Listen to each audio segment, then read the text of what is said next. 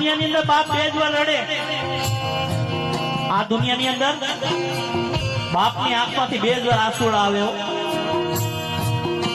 એક દીકરો તરછોડી દે ને કે પપ્પા તમે મારા ભેગા નહીં, તેથી બાપ આ દુનિયાથી હારી જતો હોય મારા બાપ. અને બીજી વાર દીકરી સાસરે જતી હોય ને, એને વરાવાના ટાણા આવી ગયા હોય ને, તેથી બાપ આમ ઊંચું ઉપાડીને ન જોઈ શકતો હોય. કારણ કે એની દીકરીની વિદાય ન કરતો હોય, પોતાના કાળજા કેરા કટકાની વિદાય કરતો હોય મારા બાપ.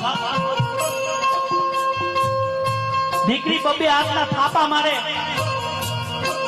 કે પપ્પા આજથી મારે આ તમારી મિલકતમાં મારો કોઈ હક નહીં મારા બાપ. આ ત્યાગની મૂર્તિ છે. દીકરી જન્મે પણ ક્યાં અને એનું મરણ પણ ક્યાં લખ્યું ની દીકરીને ન ખબર હોય. કોણ કહે છે દીકરી સાપનો ભારો છે? કોણ કહે છે દીકરી સાપનો ભારો છે? અરે સાહેબ અમે તો એમ કે દીકરી છે ને એ તો તુલસીનો ક્યારો છે.